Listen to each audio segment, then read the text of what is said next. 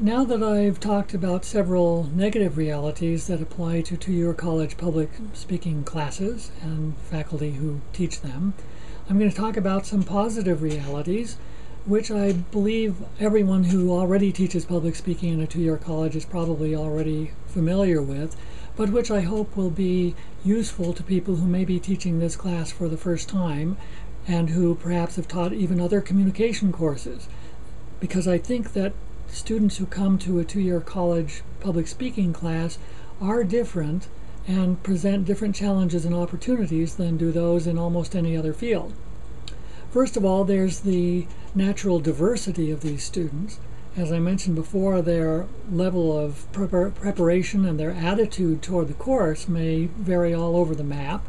Their age could be anywhere from 16 years to 60 years or older. I've seen that in the same classroom on occasion. Their level of experience, once more, it can vary greatly. I think in a math class or in a written communication class in our two-year colleges, usually there's some degree of preparation or preparatory assessment of the students to see where they belong, and yet with some exceptions, I'm sure, when people come into a public speaking class, they haven't really been tested at all or assessed at all with respect to their capabilities of oral communication. Another dimension on which these students may vary in terms of diversity is their attitude and their level of fear. And I mentioned that before. Some people are very comfortable, optimistic, far-sighted and eager, whereas others are not nearly as sanguine about the class.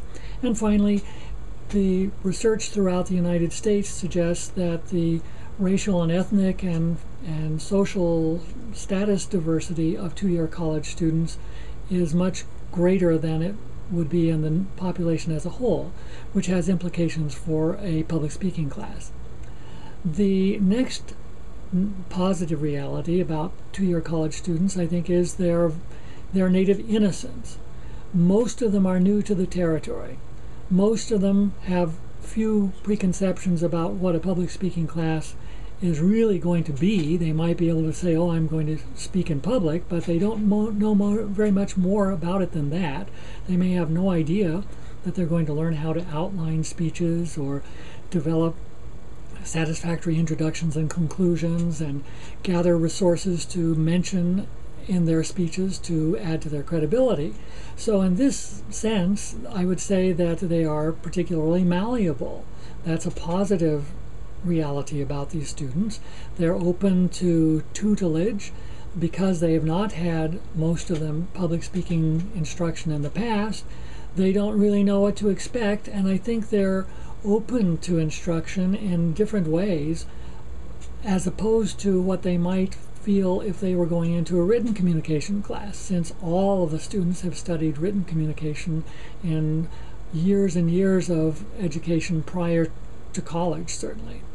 And then the third reality that is another area of logistical diversity or interest for a public speaking instructor is motivation.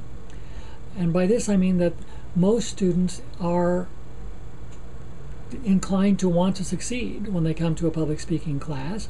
They may not know what's required to succeed, but they certainly don't want to crash and burn. They may be fearful that they might, which again contributes to their malleability and their openness to being instructed, but they definitely have an inclination to want to succeed. Furthermore, a reality of a public speaking class, I think, is that the skills that students develop and the positive attitudes that they acquire are cumulative. I've very, very rarely seen among the 1,800 students I've taught at this college anyone who felt less confident or less positive about him or herself or about public speaking at the end of the class than the person did at the beginning. So these three areas of positive reality, I think, ought to be taken into account by faculty members who are new to this field, as well as to the rest of us, because things change a lot. And if we keep these things in mind, it can motivate us as well. Again, there is the inherent positive diversity of our students, there is their innocence and their generally positive attitude and level of motivation.